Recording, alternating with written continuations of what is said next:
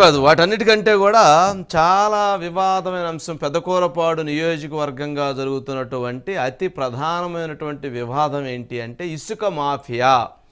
ఎవరైతే పెదకూరపాడు శాసనసభ్యులు నంబూరు శంకర్రావు పైన ఇసుక వివాదం అంటే ఉన్నది వాస్తవంగా అవునన్నా కాదన్నా తెలుగుదేశం పార్టీలో కావచ్చు, గతంలో కాంగ్రెస్ పార్టీలో కావచ్చు, ఇప్పుడున్న వైఎస్ఆర్సీపీ పార్టీలో కావచ్చు, పెదకూరపాడు అనేటువంటిది ఇసుక బంగారపు గని. ఆ బంగారపు గనిలో ఎంత తవ్వుకుంటే అంత డబ్బులు వస్తాయి. మరి అంత గనిని అప్పటి నుంచి ఇప్పటి వరకు తవ్వుతూనే ఉన్నారు.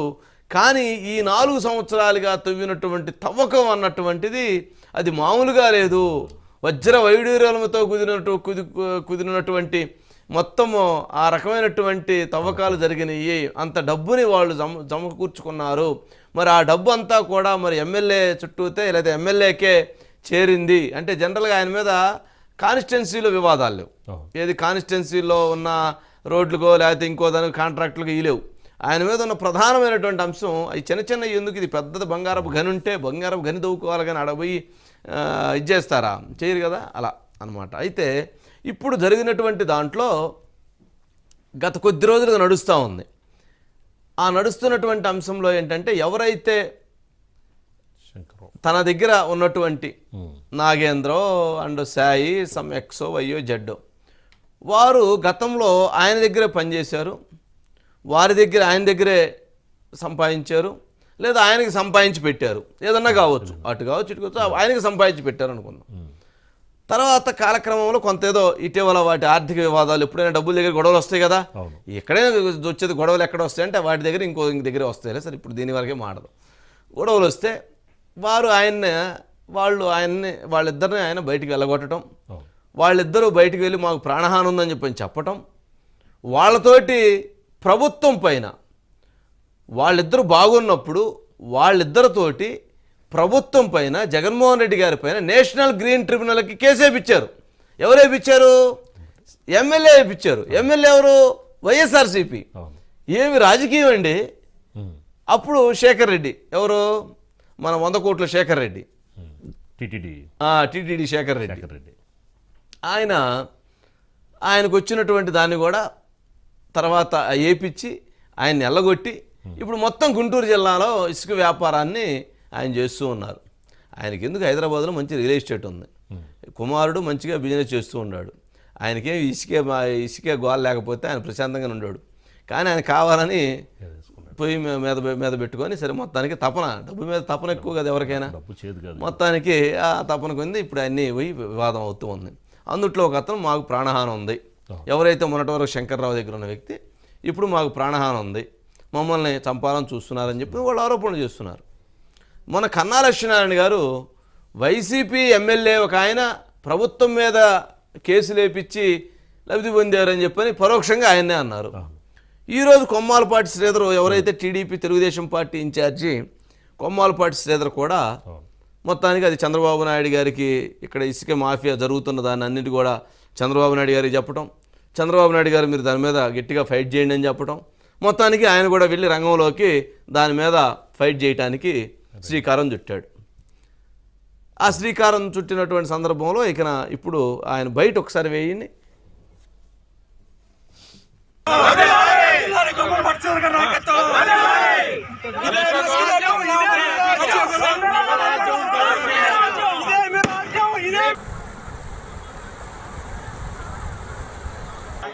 మొత్తం కట్టేశారు, అతని నుండి ఇద్దరు గారు కట్టేశారు. అంటే అటు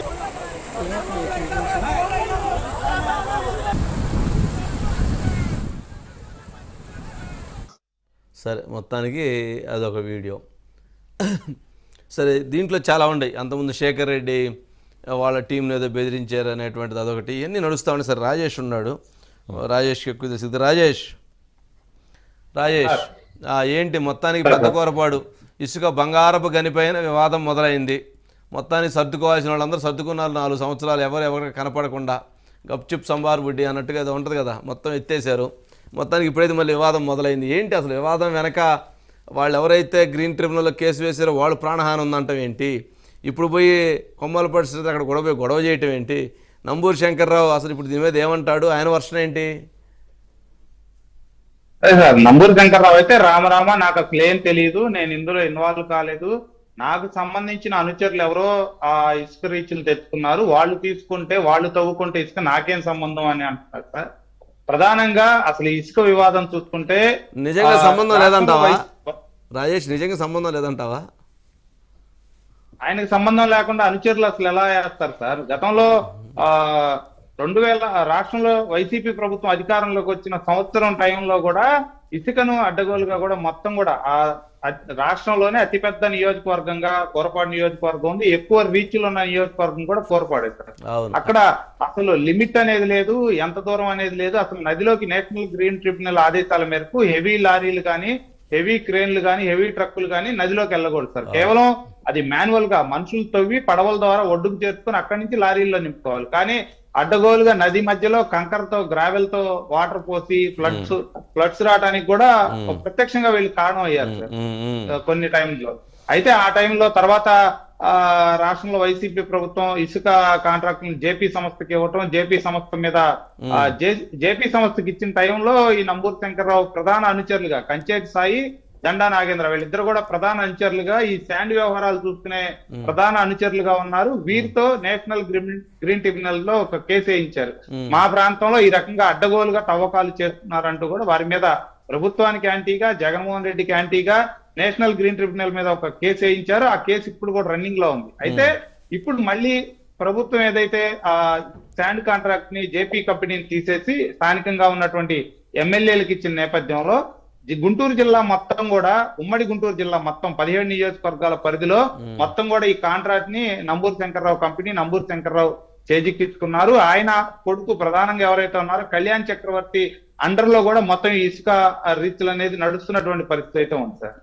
అయితే ఈ రియల్ ఎస్టేట్ వ్యాపారం చేస్తున్నాడు లేదా? వ్యక్తి రియల్ ఎస్టేట్ వ్యాపారం ఉన్నట్లుంది కదా అబ్బాయి. ఒకసారి బయట వచ్చిందండి, ఒకసారి ఆ బయట కొమ్మాలపాటి శ్రీధర్ టీడీపీ ఇన్ఛార్జి పెద్దకూరపాడు, ఒకసారి ఆయన బయట వేయండి. ఈరోజు వైకుంఠపురం కానివ్వండి, అమరావతి కానివ్వండి, ముత్తాయిపాలెం కానీ, ముత్తాయిపాలెంకి పర్మిషన్ ఉందా? నేను ఇక్కడ ఉన్న స్థానికులు ఇబ్బంది పడుతూ ఇళ్ళు కదులుతున్నాయి, దువ్వలేస్తుంది, పిల్లలు ఇబ్బంది పడుతున్నారు అనే దాని మీద ఆర్టీ యాక్ట్ ద్వారా వెళితే ఇక్కడ ఏమి ఇచ్చారు? పర్మిషన్ లేదనే దాని మీద ఇచ్చారు. ఉంది, కాగితం కూడా ఉంది. ఇది నిజం కాదా? మీ అధికారులు ఇచ్చింది కాదా అని ప్రశ్నిస్తున్నా.